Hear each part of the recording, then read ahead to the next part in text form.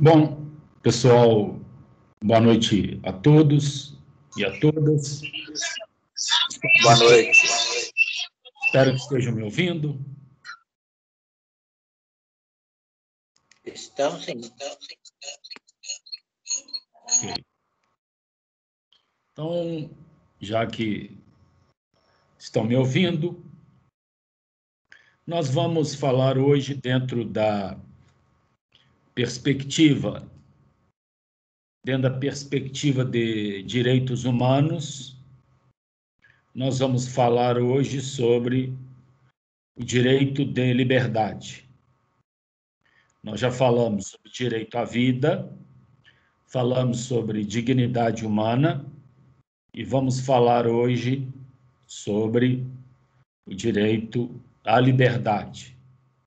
Também vamos fazer uma reflexão em moldes tais que nos possibilitem a compreensão da liberdade, não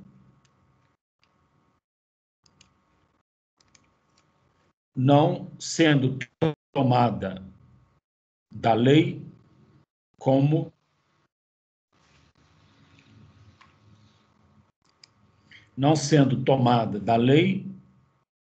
sendo o sujeito a nos esclarecer sobre esse fenômeno. Nós estamos sendo preparados para compreender a lei como objeto, o objeto a ser interpretados por nós, os sujeitos do direito. Se nós somos os sujeitos do direito, cabe a nós fazermos a interpretação da lei como objeto. Significa que em dado momento é possível que a lei nos faça ou tente nos fazer de objetos, e ela se posiciona como o sujeito do direito. E, para deixar bem claro, meus caros, isso quase sempre acontece. Quase sempre a lei se posiciona como o sujeito do direito e nos coloca na posição de objeto. E quando ela faz isso, a própria expressão direito à liberdade se torna viciosa, comprometida. Portanto, no estudo dos direitos humanos, não esperem, nesse curso, nenhuma subserviência à lei. Na medida em que vamos tentar, ao longo do curso, sermos sujeitos da sua interpretação. E nós vamos entender que, para interpretar a lei, nós temos diversos mecanismos à disposição. Essa é a questão. Então, eu preparei uma discussão com vocês aqui, e, como sempre, peço a vocês a devida atenção, reflexão, um posicionamento de sujeito, tentando compreender, e depois a gente faz um pequeno debate, a gente conversa. Ok? Então, vamos lá. Tentar mostrar para vocês aqui.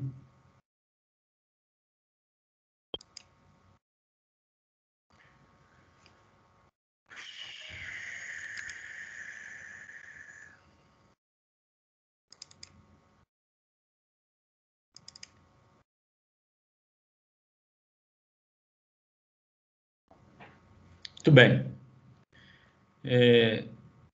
Estão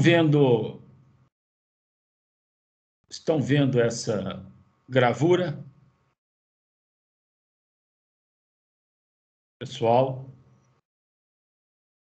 Ô, Calixto, para mim tá negrito, tá tudo preto. Para mim também não. Para mim tá ok. Agora sim. Conseguiram ver aí? A Ok. aluna que reclamou está conseguindo ver a gravura? Pessoal? Agora tá aparecendo para mim, sim. Ótimo. Não está Então, aparecendo, sem conexão. vocês estão vendo aí uma gravura de um artista holandês chamado Escher. E essa gravura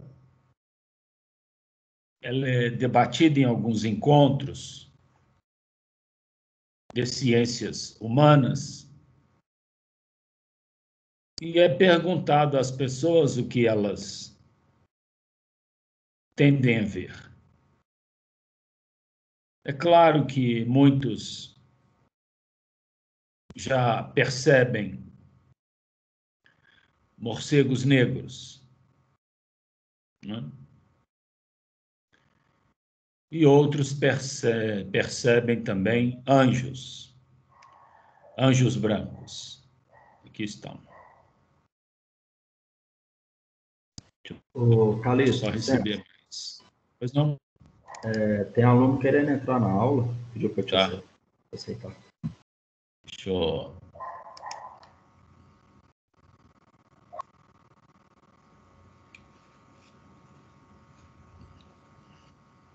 Deixa eu receber, então, aqui.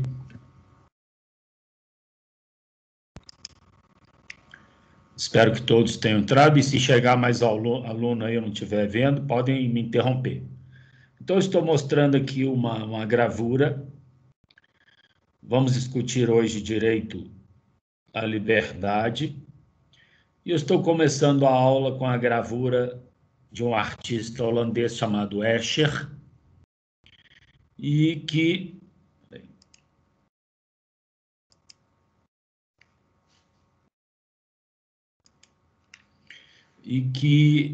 nós temos, num primeiro momento, a visão de morcegos negros, nós também temos a visão de anjos brancos.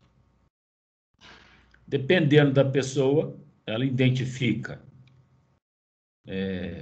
imediatamente os anjos brancos ou os morcegos negros.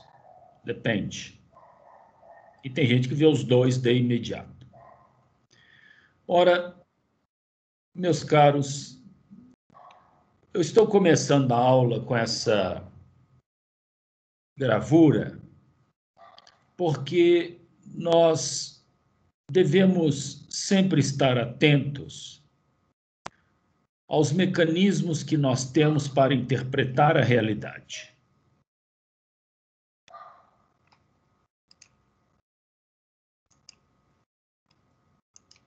Se nós estamos interpretando a realidade por conta própria, ou se existem mecanismos que nos levam a interpretá-la.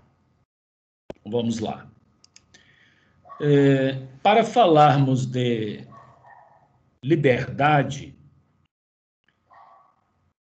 direito à liberdade, uma questão importante envolve o livre-arbítrio e o determinismo.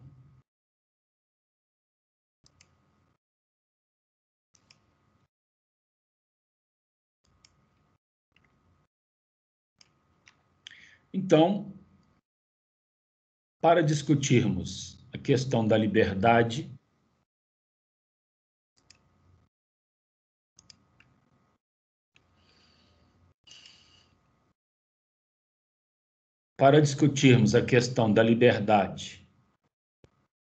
e a questão do determinismo e o livre-arbítrio, nós temos que termos também esta capacidade. O que nós vamos identificar? Como a gente está preparado para identificar as coisas?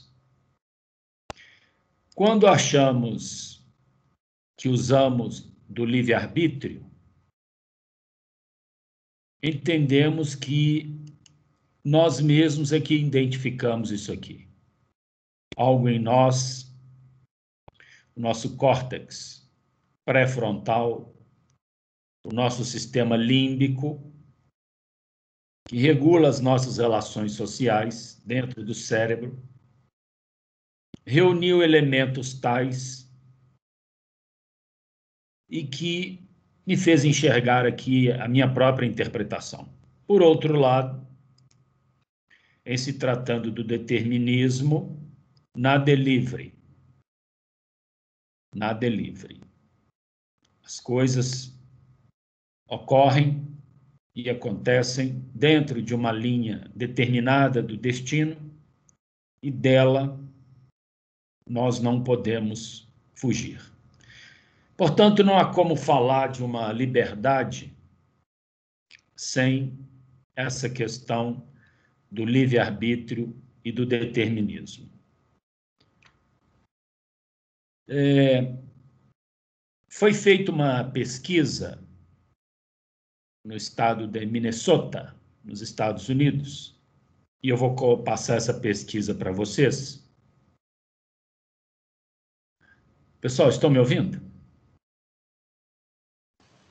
Ok. Sim. Sim. Foi feita uma pesquisa lá em que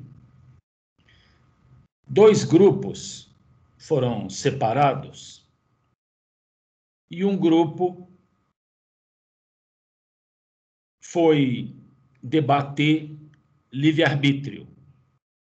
Teve acesso ao livre-arbítrio, teve acesso a essa possibilidade do ser humano de decidir por sua única responsabilidade, seu próprio destino e as consequências da sua escolha. Então, um grupo ficou vinculado a debater o livre-arbítrio. O outro grupo foi levado a debater o determinismo, que as coisas funcionam não por nosso livre-arbítrio, mas as coisas estão vinculadas a vontades superiores,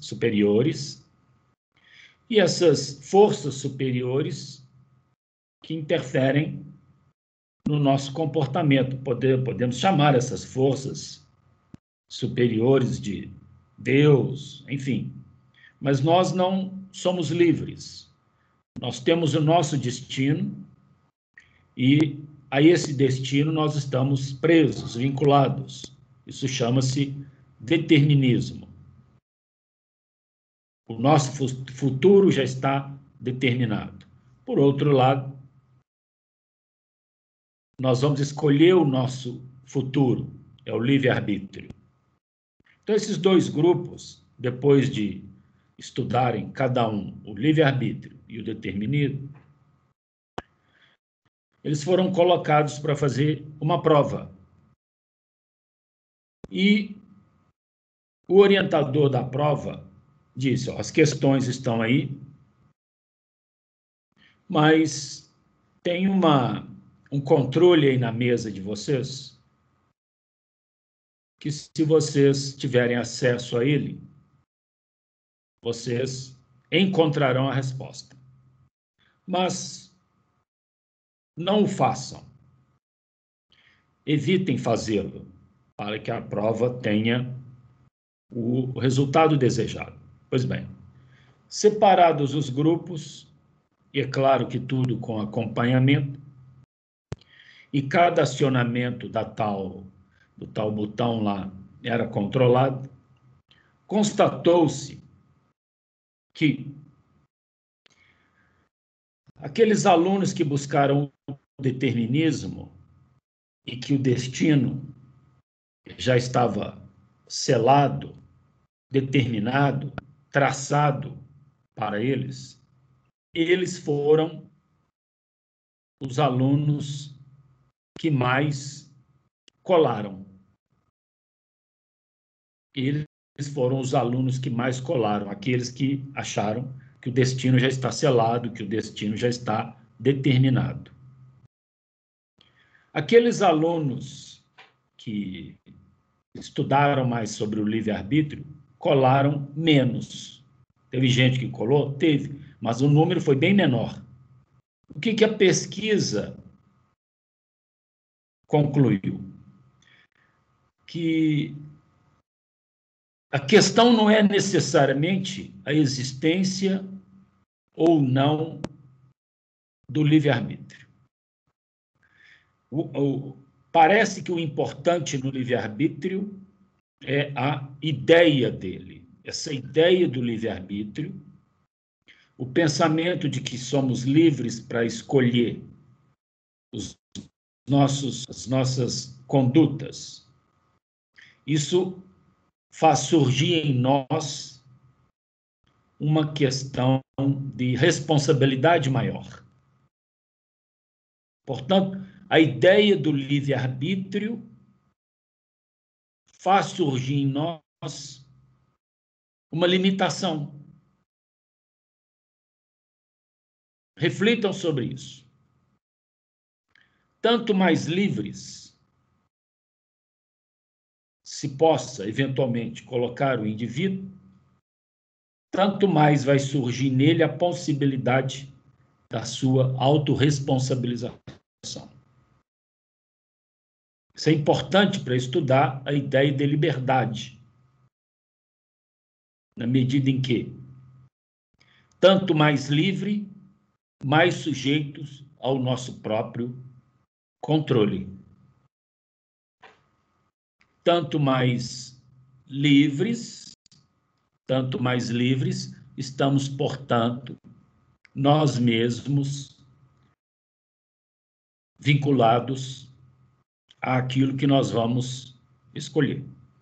Então, esse é o ponto de partida da nossa reflexão sobre direito à liberdade. Deixa eu...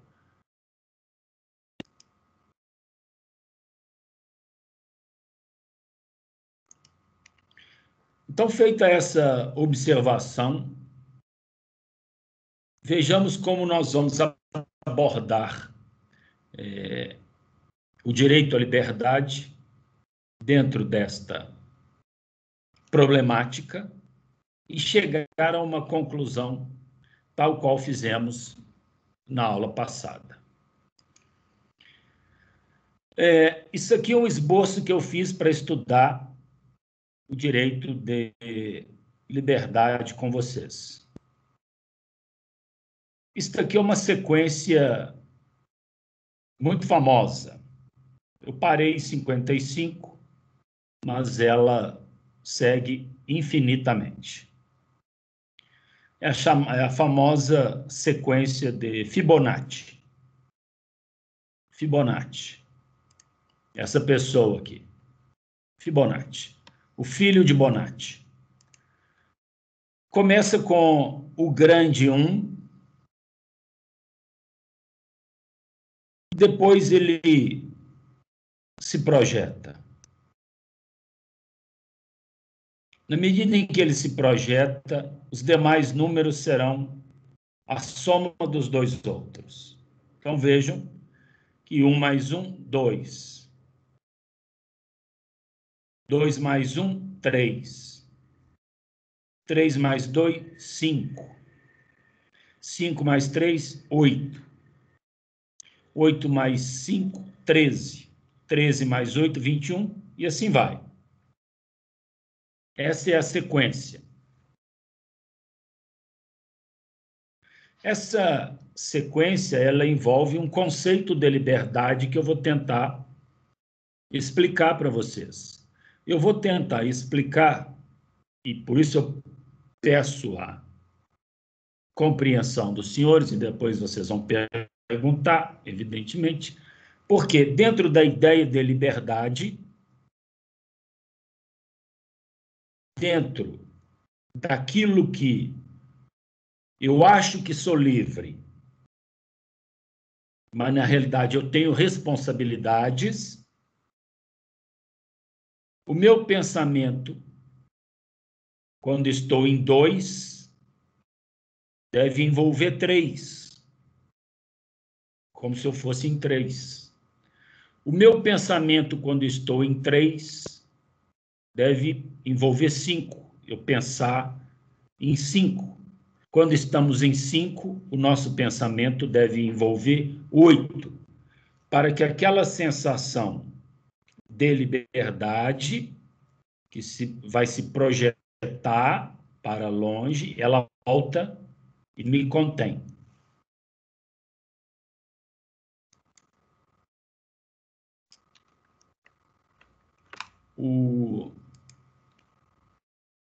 Então, deixa eu explicar isso melhor. Esse é Fibonacci, na realidade o nome dele é Leonardo Pisano Borgolo, italiano, 1170. Fibonacci é um apelido. Eu falei, é o filho de Bonatti. Ele é que teria dado início a essa sequência numérica, e daí o nome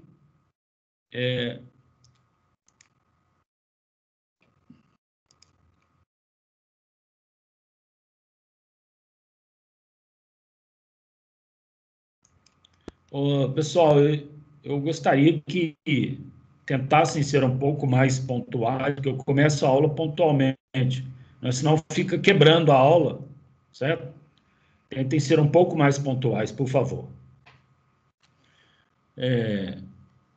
Bom, eu estava falando de Fibonacci e da sua sequência.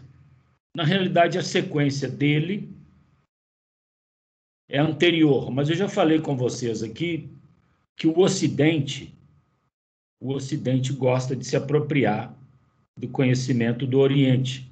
Mas antes de Fibonacci, havia o Acharya em Chandra. Ele nasceu em 1088 e morreu em 1173, uns 60 anos antes de Fibonacci, indiano. Ele começou com essa sequência. E como Fibonacci teve acesso a ela, foi porque ele era, o pai dele, vejam aqui, viajava muito para o Oriente Médio. Então, ele, de alguma forma, esse conhecimento acabou chegando até ele. Mas, de qualquer forma, não é isso que interessa. Eu quero que nós possamos entender a sequência. Vou repeti-la. Então, a sequência, vejam, repetindo, ela começa no grande 1, que se projeta 1, aí depois 1 mais 1, 2, 2 mais 1, 3, 3 mais 2, 5, 5 mais 3, 8, 8 mais 5, 3, e assim por diante. Essa é a sequência, essa é a proporção do pensar humano em termos de liberdade que eu vou debater com vocês.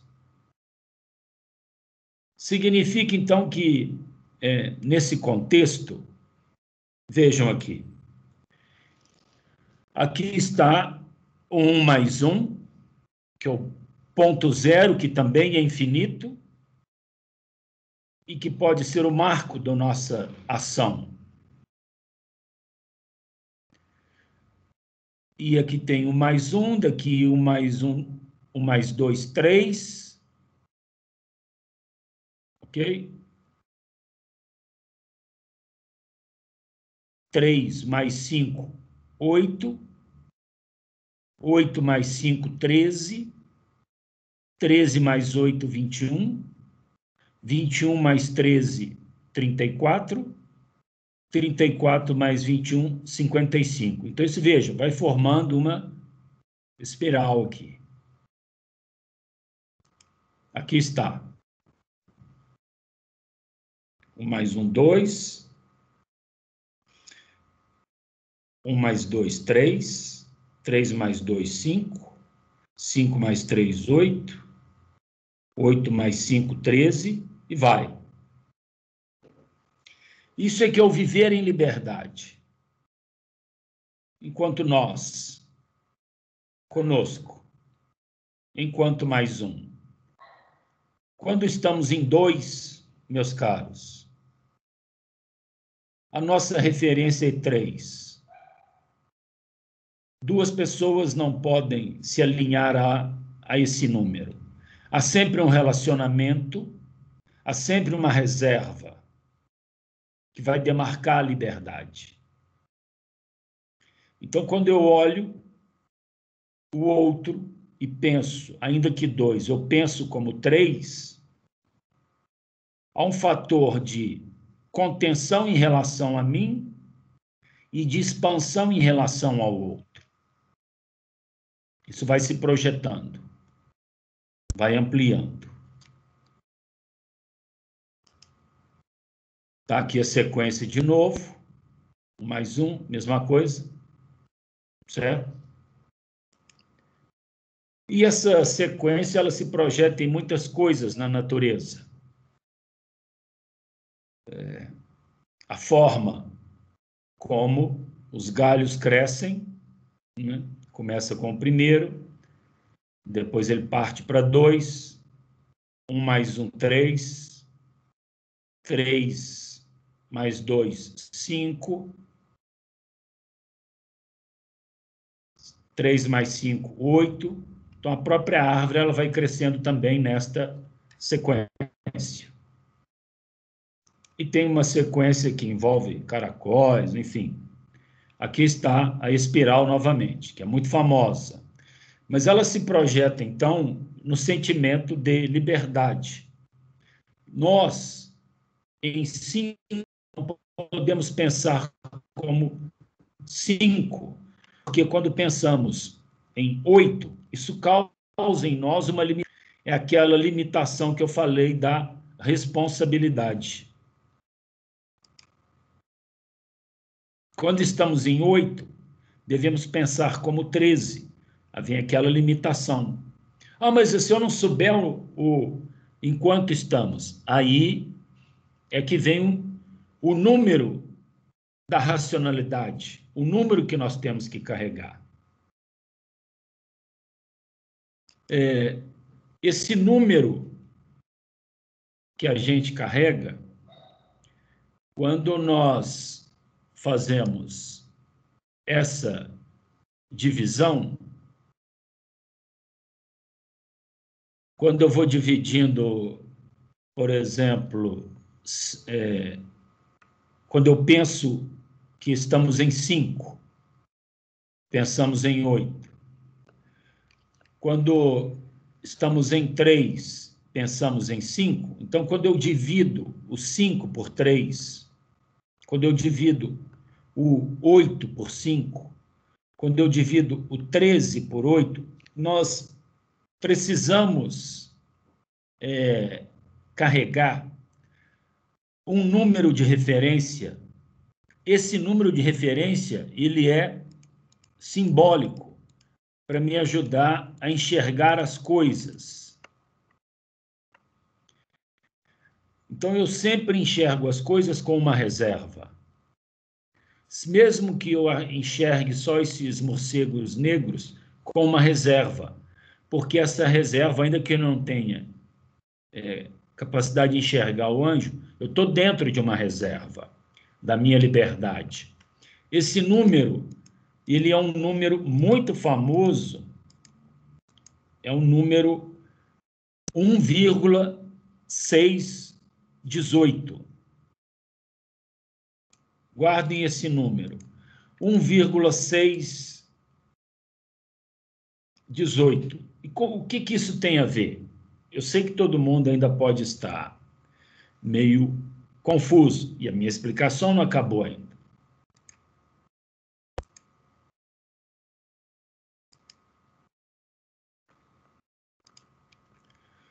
Então, depois que nós... Enquanto eu estou aqui, alguém quer fazer alguma pergunta ou podemos prosseguir? Meio que está no começo ainda, eu imagino que tenho muitas dúvidas, mas podemos prosseguir? Sim, podemos. Ô, doutor, Ana Cristina pediu para te avisar que está passando mal, não vai poder comparecer à reunião, tá bom? Tá bom, ok, sem problema. Então, esse aqui é um experimento de 1971. É o experimento da prisão de Stanford. Tem esse filme, viu? Tem esse filme. E nesse filme, eles reproduziram a experiência desse professor aqui, Philip Zimbardo. Foi em 1971 essa experiência, feita com alunos nesta universidade. Separaram uma parte da universidade, separaram os alunos voluntários, vocês podem assistir isso no filme, já podem ir procurando. E nesse filme, alguns alunos foram selecionados para serem os presos. E outros foram selecionados para serem os guardas. Uma experiência que foi feita para durar 15 dias. Não chegou à metade. Quando tiverem tempo, assistam esse filme aqui.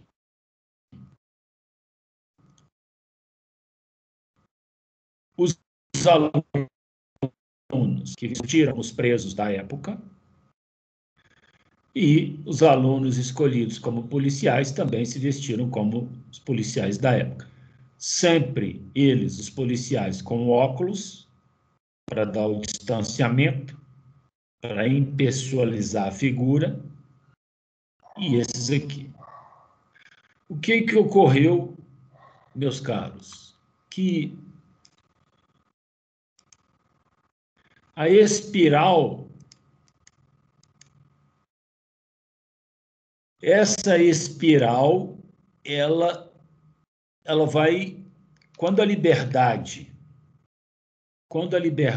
ela vai sendo suprimida, essa espiral ela vai voltando, e aquela pressão de 1,6 que eu falei com vocês, ao invés de ir expandindo,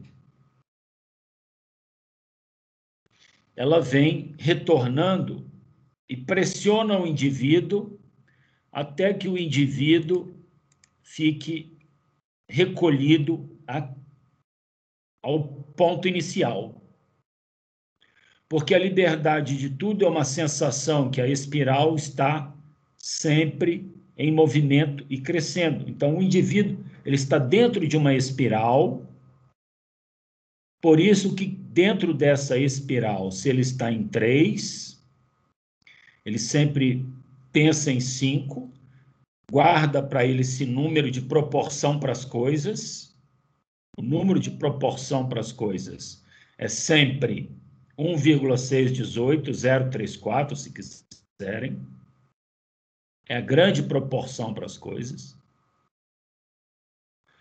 Quando quiserem fazer um quadrado, quando quiserem tomar uma atitude, levem esse número. Quando quiserem fazer um projeto, a reserva é sempre 1,6. A base poderia repetir o número, por favor? A base maior, ela é 1,618034, maior do que a decisão. Essa é a proporção. Então, dentro desse retângulo aqui, por exemplo, essa reta, ela é 1,618 maior que esta reta. Da mesma forma, esta reta é maior 1,618 que esta reta. E ainda, esta reta é maior 1,6 do que esta. Então, essa é a proporção.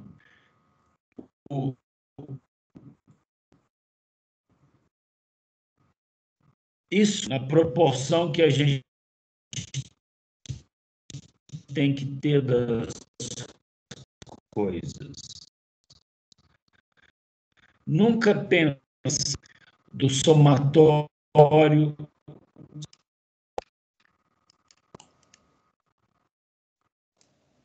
Carlitos, só um minuto, por favor. É só o meu Para computador viver, que todo mundo está com problema na conexão?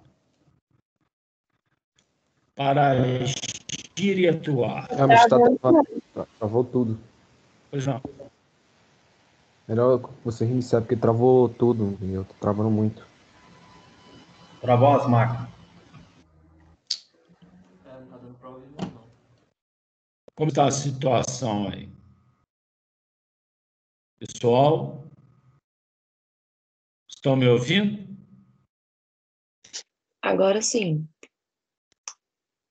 Onde vocês perderam? Se alguém quer uma sequência importante, se vocês se perderam, me avisem, por favor.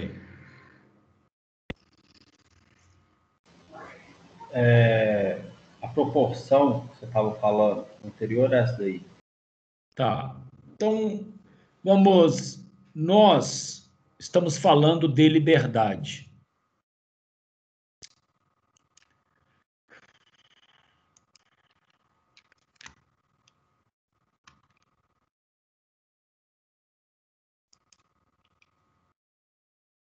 Nós estamos falando de liberdade. E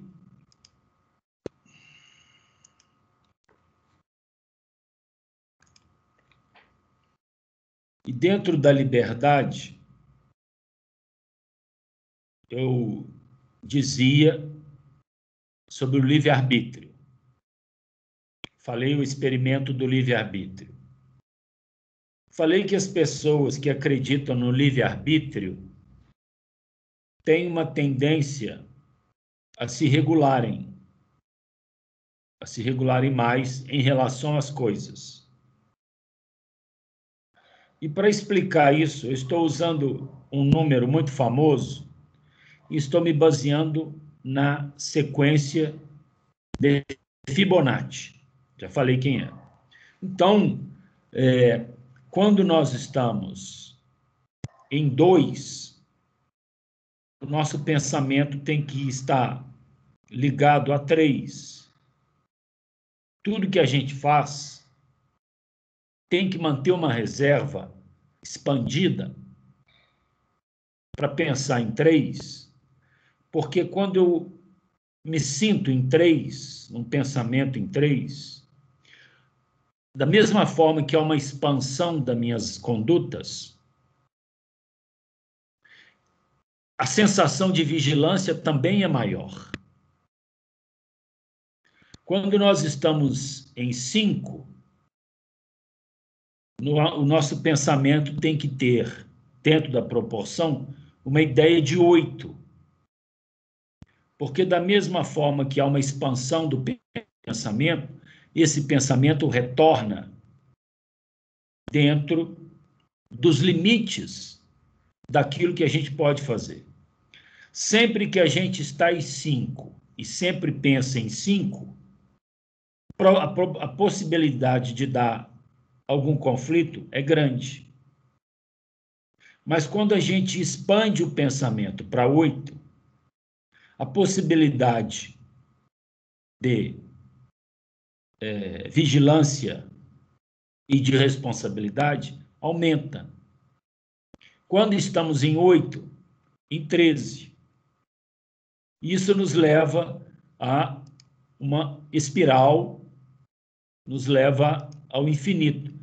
Mas, então, como eu vou saber com quantos que eu estou? É isso que eu estou falando.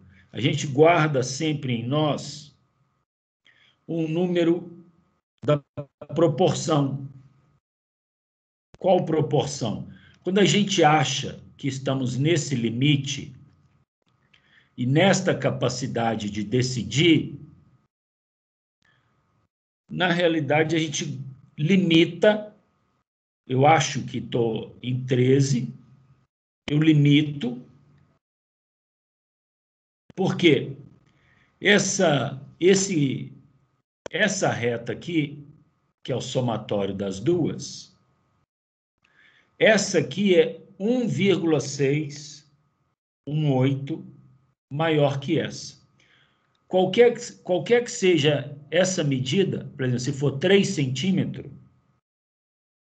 eu multiplico por 1,6, um 8, que vou achar essa. Então, quando eu começo com 3, aí eu multiplico 3 por 1,6, um 8, e eu vou achar a minha proporção ideal. Quando nós estamos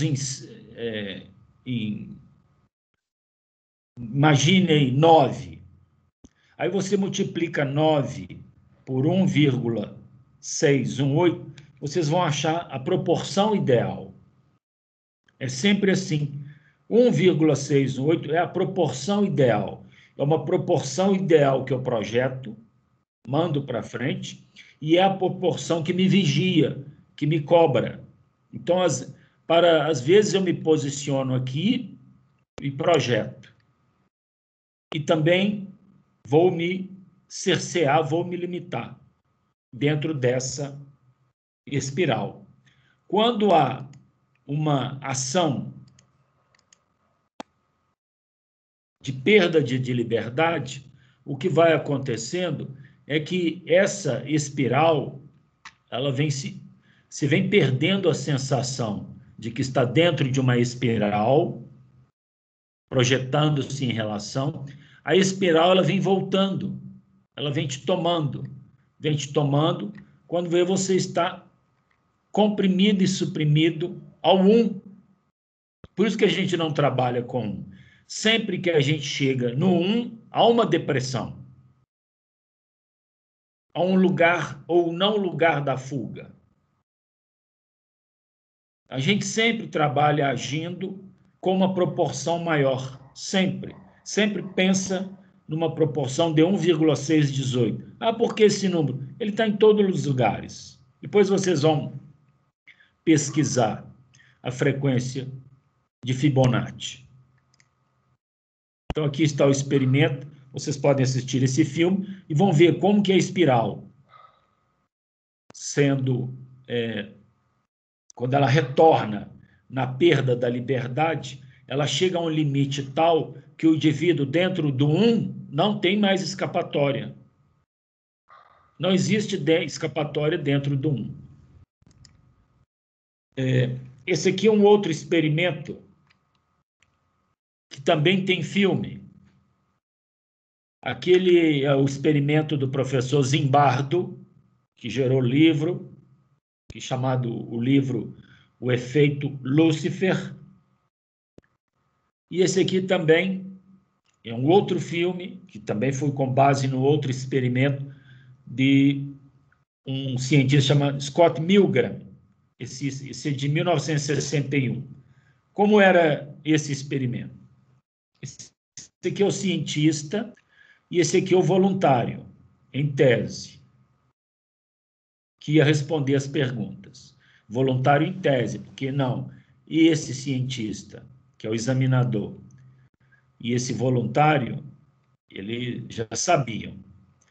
Esse voluntário aqui, ele deveria, quando o examinador fizesse uma pergunta, ele deveria dar choque no candidato.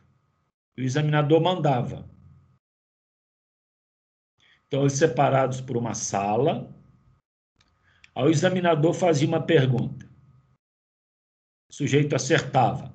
Próxima pergunta. Faz uma pergunta, ele errava. O examinador mandava o candidato dar um choque. E cada erro do candidato, o choque ia aumentando. Só que, conforme o examinador e o candidato sabiam, tudo é planejado, essa máquina é falsa. É falsa, ela não dava choque. Mas esse indivíduo, combinado, ele dava gritos. Ele fingia que estava sentindo muito choque. E muitos obedeciam essa ordem sem questionar. Quando quando a pessoa faz isso, quando alguém obedece uma ordem sem questionar... Ô, Calixto, Pois não. o pessoal que caiu está pedindo para você acertar na aula. O Helder e Ramon. Tá.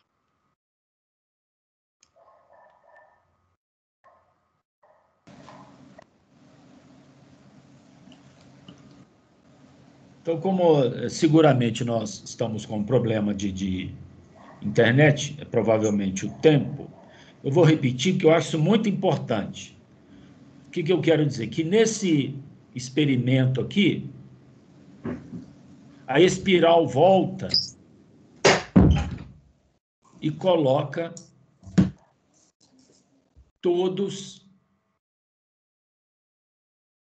dentro do marco 1, sem capacidade de projetar-se.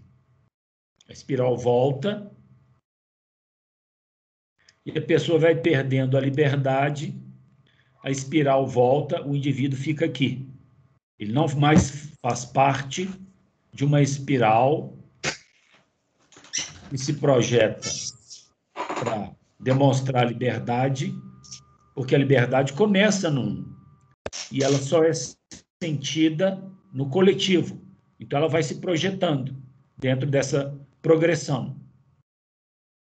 Não é? 1 mais 1, 2, 2 mais 1, 3, 3 mais 2, 5, 5 mais 8, 13. Então, ela vai, e sempre numa proporção entre 1 e 8, do maior para o menor,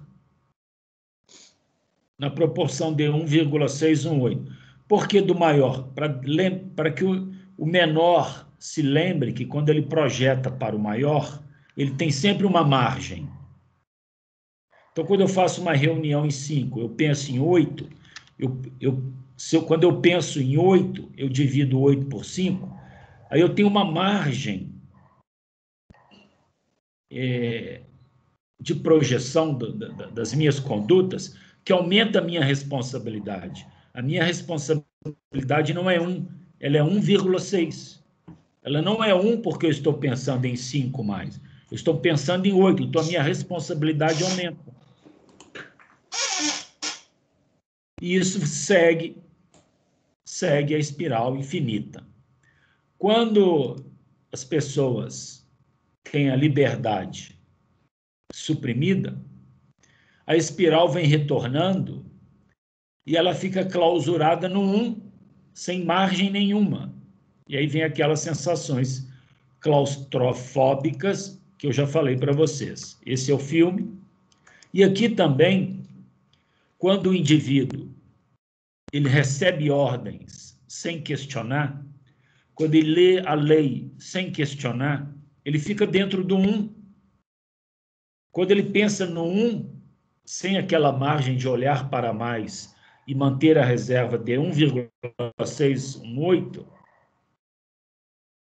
ele não tem noção do que pode fazer. Então, veja que, ainda que a máquina fosse de brincadeira, a conduta dele foi de causar choque no outro, atendendo a ordem do examinador. Esse experimento, inclusive, foi usado para explicar por que algumas pessoas torturam as outras seguindo ordens. Porque essas pessoas saem da espiral, não guardam a projeção para cima,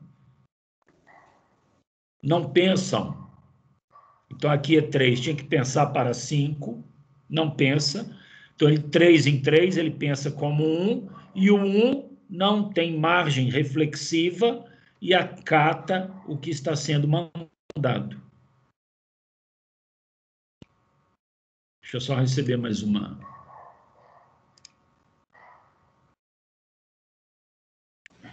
Ô, Calixto. Pois não. Aqui só, esse é o cientista e a máquina. É uma máquina falsa. Ela não dava choque, coisa nenhuma. Certo? Mas, deixa eu só concluir, que aí eu abro para pergunta. Quando a gente está em 1. Está em 1. Nós somos 1. Mas sempre pensamos para mais.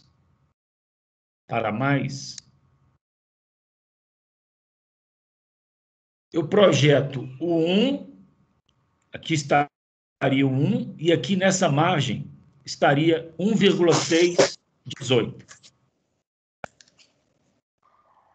Quando eu estou em 1, mas sempre projeto uma margem para frente,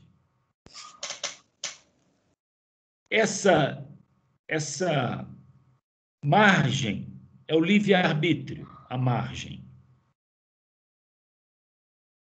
Daí, dentro do livre-arbítrio, o 1 projetado no 1,6, o 1 seríamos nós enquanto entes. E 1,6, 18034, seria o nosso ser. Aí, quando a gente dobra essa nossa linha de existência dentro do tecido social, eu dobro, eu vejo que o livre-arbítrio dobrado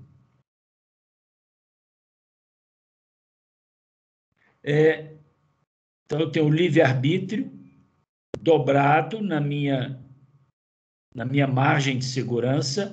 É isso aqui que é a minha liberdade. Então, a minha liberdade só existe quando eu projeto uma margem para frente, que seria partindo do meu ente. O ente é um substantivo. Ele se projeta no ser, que é o adjetivo. Aí eu dobro esse tecido, faço essa dobra. Isso aqui que é a minha liberdade. Então, ela está dentro do livre-arbítrio, ela está entre o livre-arbítrio e a margem de segurança que revela a minha responsabilidade. Isso, meus caros, é o funcionamento do universo. Então, o universo funciona assim. O próprio universo estabelece limites à sua própria liberdade. Até o universo tem limites à liberdade dele. E aí nós encontramos tais buracos.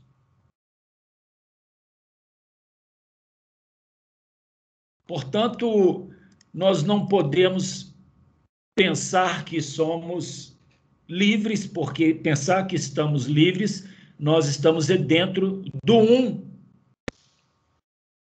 Dentro do 1.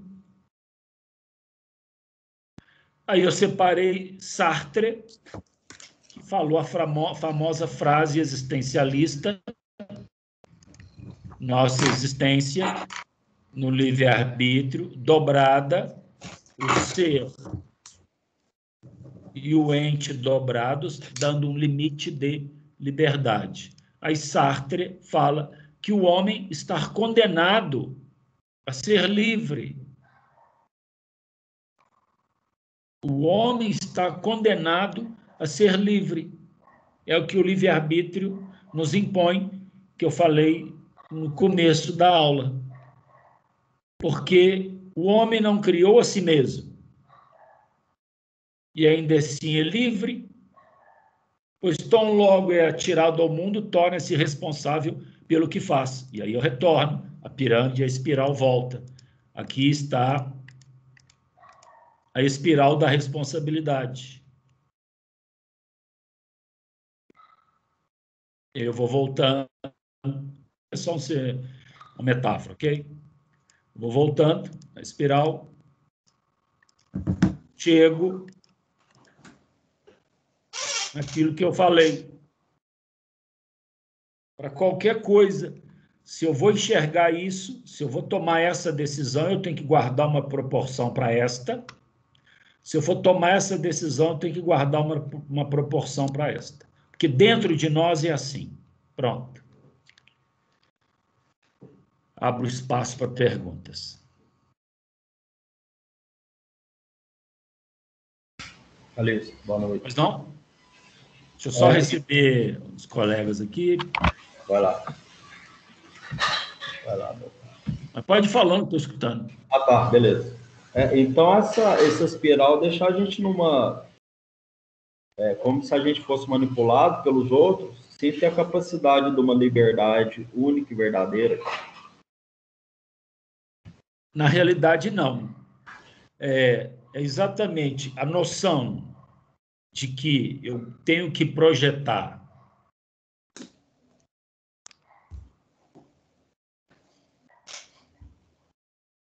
na medida em que a gente tem consciência da liberdade, tenho consciência do livre-arbítrio. Aí, se eu estou em 2, eu penso como 3. Se eu estou com 3, eu penso como 5, para guardar aquela margem. A possibilidade de manipulação cai na mesma proporção de 1,618. A capacidade de manipulação trabalha com o grande 1. Então, esse é o chamado, meus caros. É aqui que está o tão falado aqui. Individualismo moderno. Todo mundo pensa em 1. E não tem coisa mais fácil do que manipular alguém dentro do... Como manipular alguém em 1 que pensa para 2? Alguém que está em 2 pensa para 3. Quem está em 3 pensa para 5. É muito mais difícil. É aqui que vai se projetando a ideia de coletividade. A coletividade é uma grande espiral de liberdades pensadas numa proporção sempre infinita, não do 1, mas do 1,6, que eu sempre guardo como reserva para manter o meu espaço,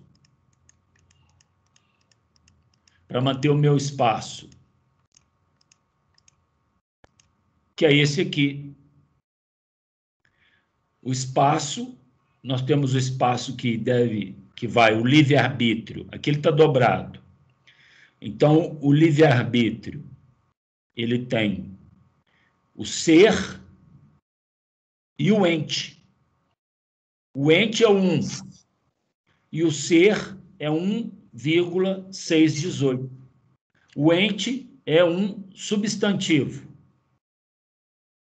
Somos entes. E na nossa existência, nos transformamos em ser. E o ser, como é um adjetivo infinito, trabalha com 1,618. De tal sorte que a gente, ao projetar o meu ser com o meu ente, aqui está o meu limite. É um limite que eu sempre tenho. Quem está no 1 não tem esse limite, ele está achatado. Se alguém quiser fazer mais pergunta, fique à vontade. Ainda tenho algumas coisinhas para explicar um pouco mais. Calixto. Pois não? Boa noite, Helder. Bom? Tem um dito popular que fala que a minha liberdade termina onde começa a do meu próximo. Seria mais ou menos essa linha de raciocínio? Eu tenho Seria. O meu livre-arbítrio ele está limitado até o meu próximo.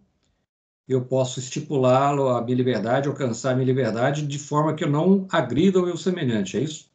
Mas aí, exatamente, dentro de um raciocínio bem simples, seria isso. Mas aí eu tenho que pensar para ele. Eu sempre tenho que pensar nele, o tempo todo. O tempo todo. Eu acho que você sintetizou bem dentro de um pensamento, claro, com base no senso comum, que ao fundo e ao final traz uma sabedoria, mas, em linhas gerais, seria isso. E eu estive analisando, meus caros, Os ingleses adotam a milha, os americanos.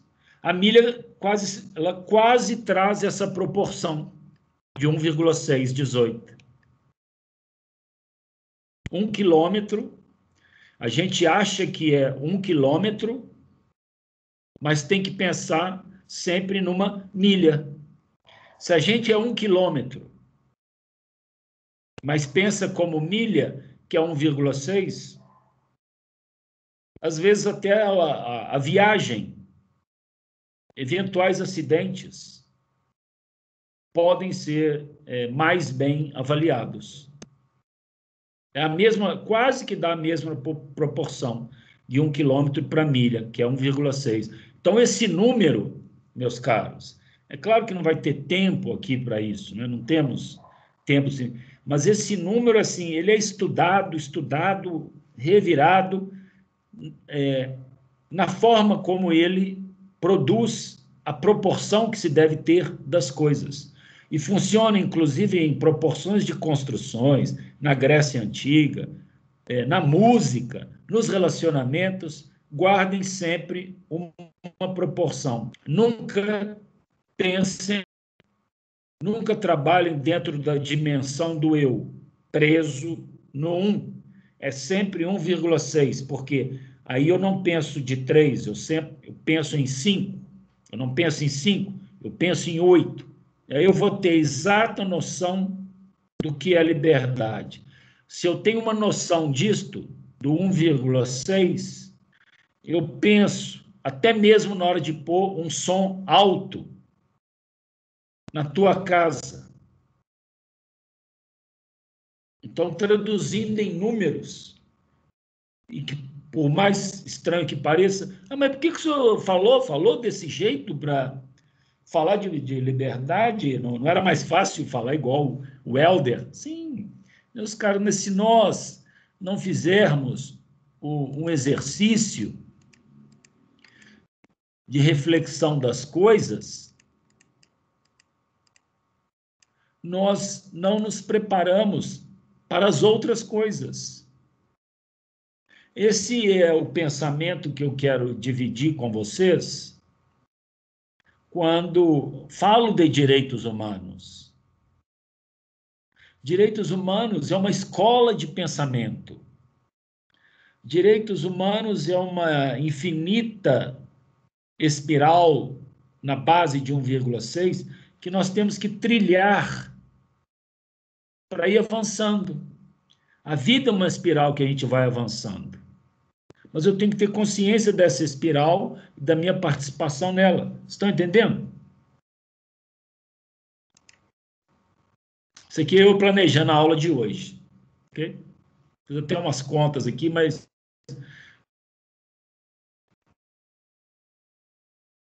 eu não vou entrar. Podem perguntar. Professor, Pois não. eu vendo essa espiral, eu perdi boa parte da aula, então, assim, o que me veio à cabeça em primeiro momento foi quando a gente falou... Como é a parte, essa é a parte das perguntas, você não precisa ficar constrangido, é a hora da pergunta. Então, pergunte o que bem entender, vai lá.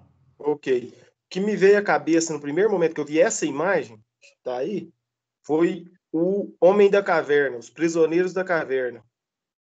No centro da espiral 1, o que saiu. Se ele pensou nos outros, ele voltou e buscou mais um. Até todos ganhar a liberdade. Não sei se tem algum sentido. Me veio o primeiro momento, foi isso. Meu caro, veja bem, já que você falou em sentido. Aqui está o sentido. Você dá o sentido. Entendeu? Você enxerga. É isso que vocês devem. Quem falou? Quem me dera eu falar e vocês devem. Não. Acho que nós devemos tentar, nós mesmos, dar sentido para as coisas. E não deixar que o sentido que nós damos para as coisas seja interpretado por outros.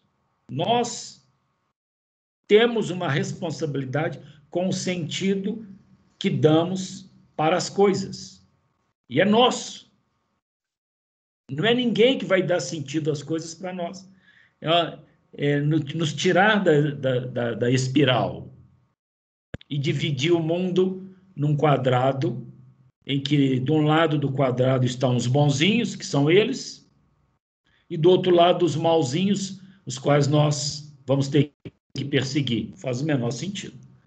Certo? Então a tua interpretação está correta. Claro que está correta. Alguém mais quer fazer alguma pergunta?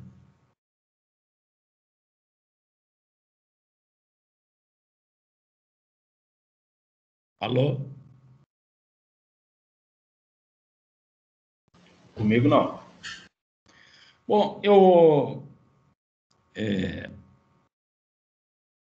eu queria também fazer uma pequena observação. Eu quero observar aquela observação importante. Pessoa que começa estudando, é Machandra. Quem leva a fama? Fibonacci, sempre. Né? O Ocidente faz isso direto.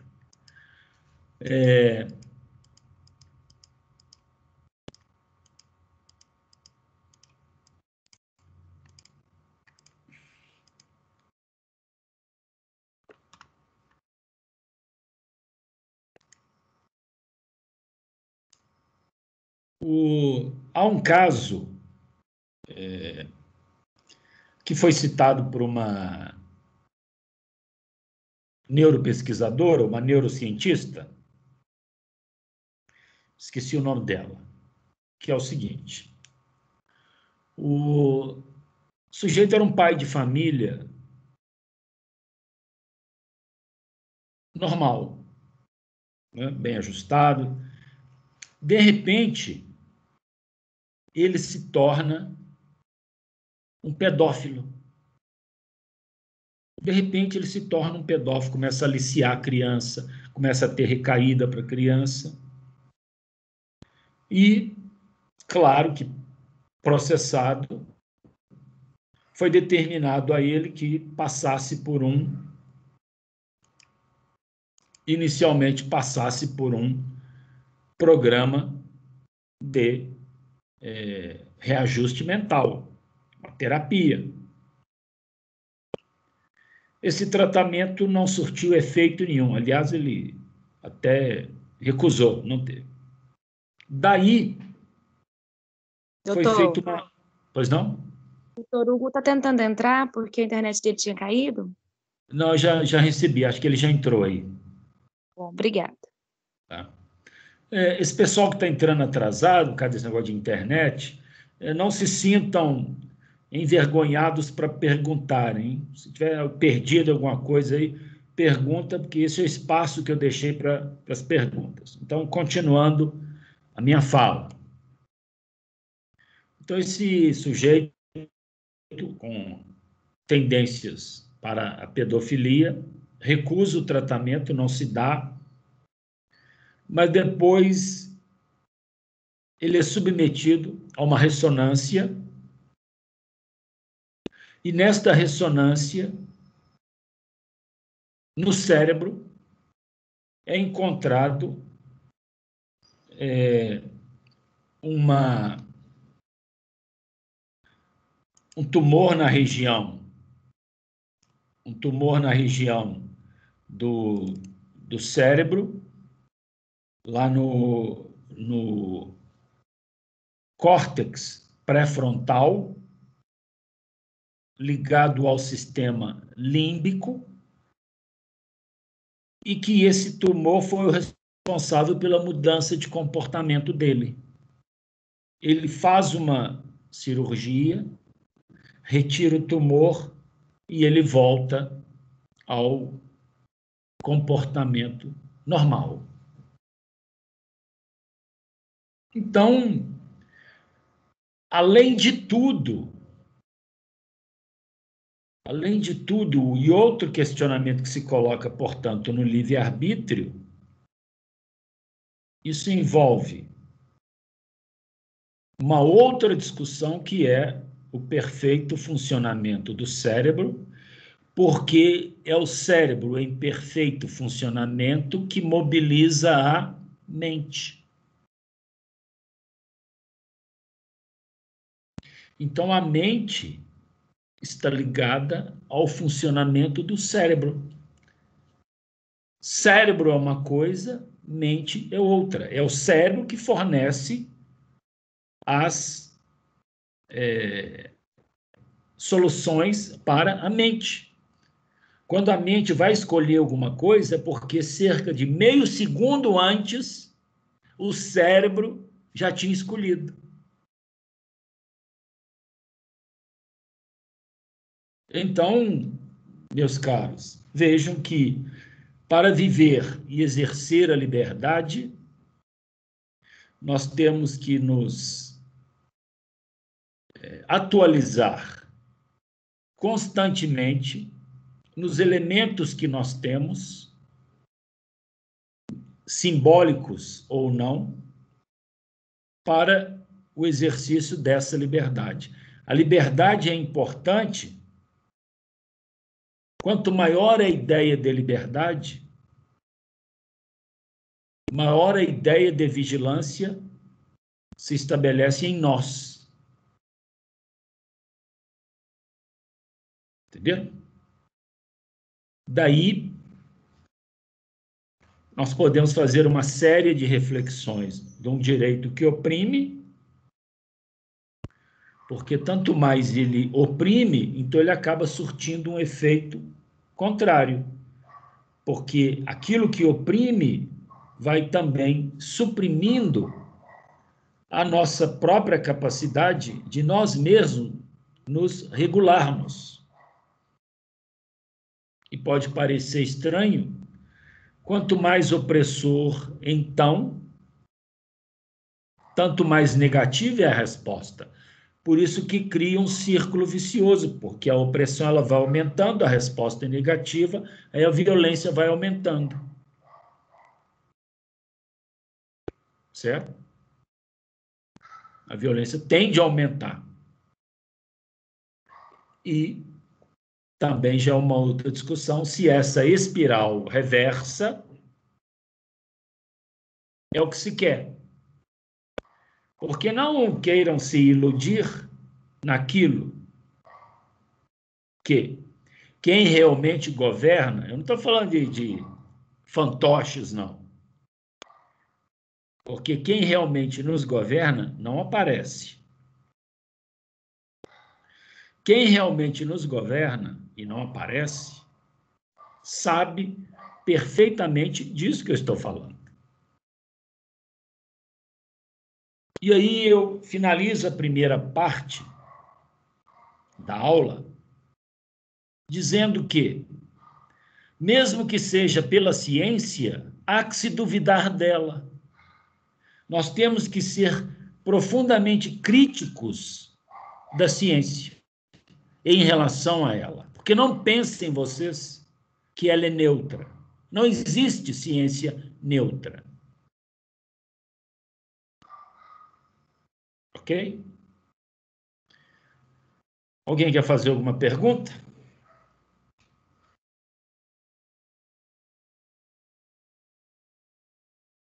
Pessoal? Da minha parte, tranquilo, professor. Mesmo porque vocês já devem ter percebido, eu estou deixando as aulas gravadas. E aí aquelas dificuldades, você revê a aula, vai pensando, anota com mais. Mas o que eu quero é que vocês não se sintam constrangidos, inibidos, presos no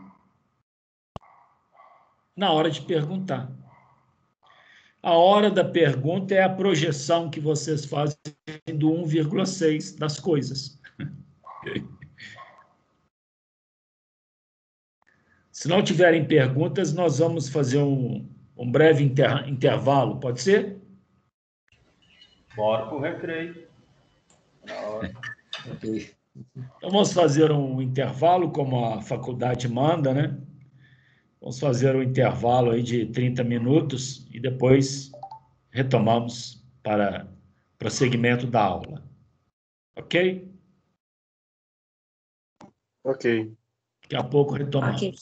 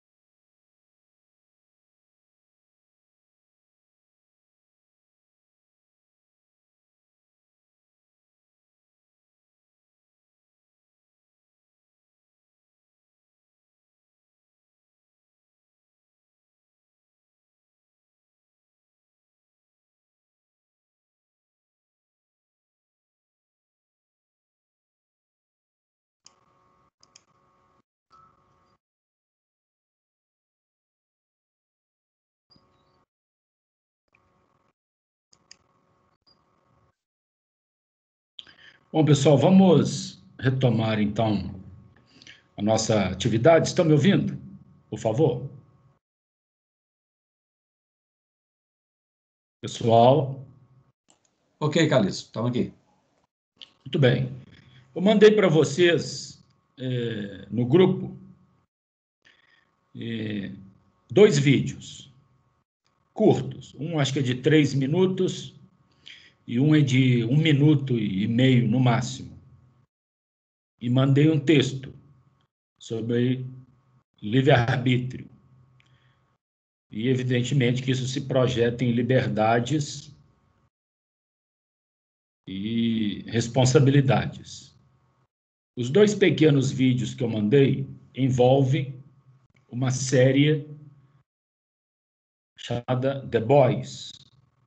Alguém já ouviu falar dessa série?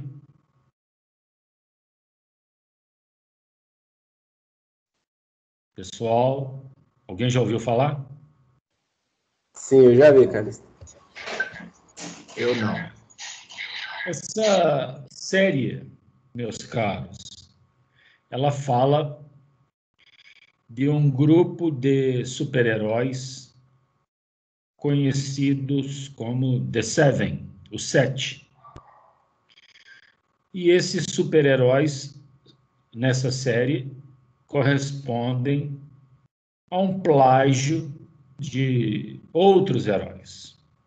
Então, tem o herói que representa o super-homem, tem o herói que representa a Mulher Maravilha, tem um herói que representa o The Flash, enfim, são cópias dos heróis tradicionais,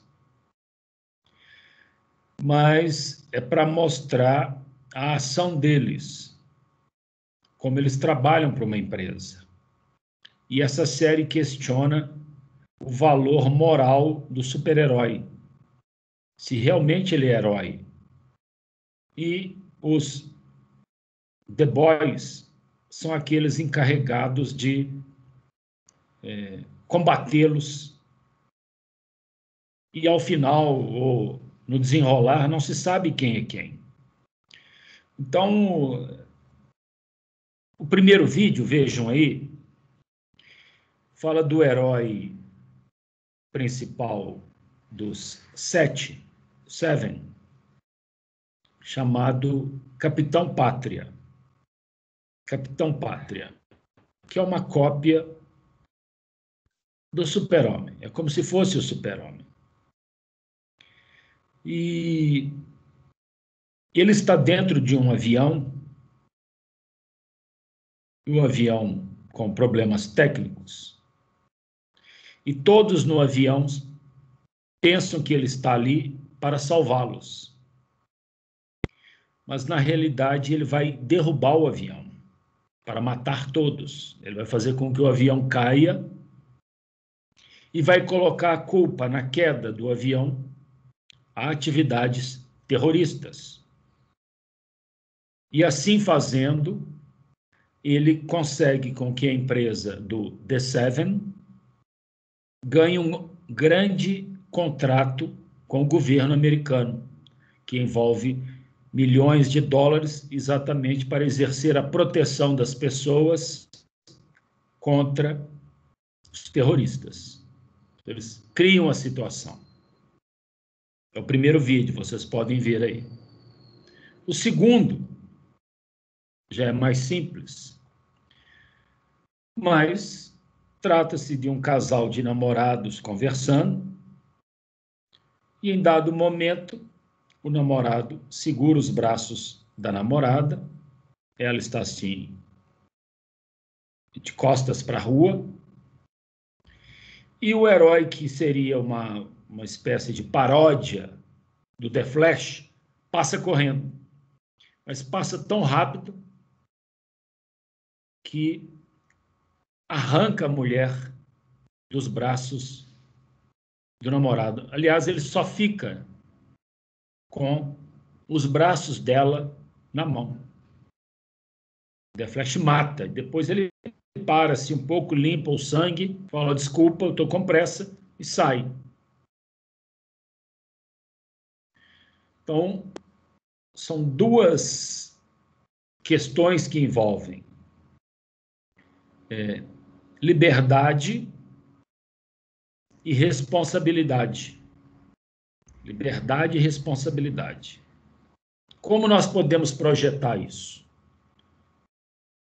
Essa é a pergunta. O que isso tem a ver, então, na nossa capacidade de ler, de entender, refletir sobre direitos humanos, liberdade, responsabilidade, dignidade? É isso que eu queria. Eu queria que vocês dessem uma lida nesse texto que eu mandei. É um texto curto, deve ser 2 páginas, letras grandes, ou 1 página e meia, curtinho. Lê o texto, veja os 2 vídeos e depois eu vou conversar com vocês. Eu vou querer ouvi-los. O que acham? O que tem a dizer? Livremente, sem... essas 3 primeiras aulas, elas vêm, aquilo que pode ser usado a título de argumento vai ser usado, o que não for usado vem do mesmo jeito, enfim, vocês vão falar livremente, dentro da espiral própria de cada um. Então, se vocês já receberam aí os 2 pequenos vídeos?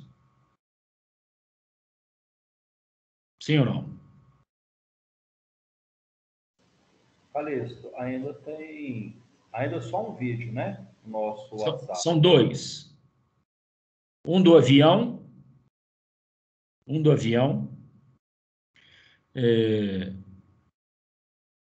da rua, que o herói que parece o The Flash mata a mulher, e o texto.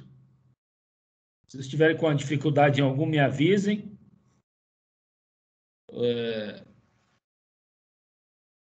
Se quiser, eu mando aí, viu? Calixto, parece que só está disponibilizado para nós aqui o do avião. O texto e o outro vídeo não apareceu, não. Vamos resolver isso aqui agora.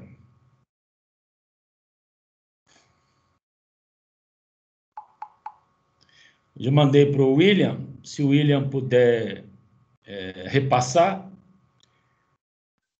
Eu mandei lá no grupo do 2º período já. Tá bom. Eu reposto aqui agora, Calixto, obrigado. Tá.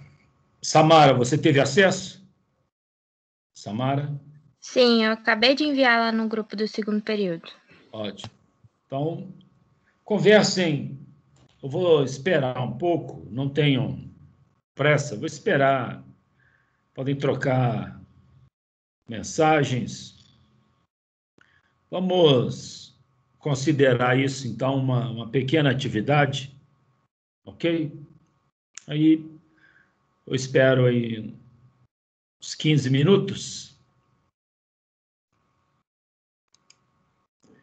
E depois desses 15 minutos, eu pergunto e gostaria de ouvi-los sobre o herói matando para ganhar um contrato. O outro matando por desdém, correndo. E eu quero saber como isso pode ser projetado no nosso dia a dia, na nossa relação com a ideia do herói.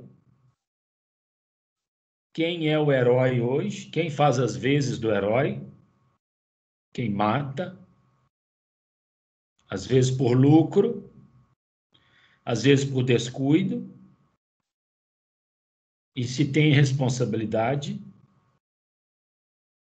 é isso que eu quero discutir com vocês. Ou há uma desproteção em andamento também de propósito. É necessário que as pessoas sejam colocadas em situação de falta de proteção para que elas paguem por proteção. A situação de proteção não existe. Então, quem quer vender a proteção, vende o perigo. É uma reflexão que eu gostaria de ter com você. Leiam o texto. O texto envolve aquela pesquisa que eu falei, do livre-arbítrio. Como o livre-arbítrio, liberdade, vai se inserir dentro de uma situação, dentro de um contexto, em que os níveis de escolha para agir dentro da sociedade são cada vez mais destituídos de um livre-arbítrio. Ou, como queiram, a ideia do livre-arbítrio cada vez mais se faça presente, se faz presente. Enfim, quero ver como vocês vão discutir isso aí. Gostaria muito de ouvi-los. Ok? Ok, vai.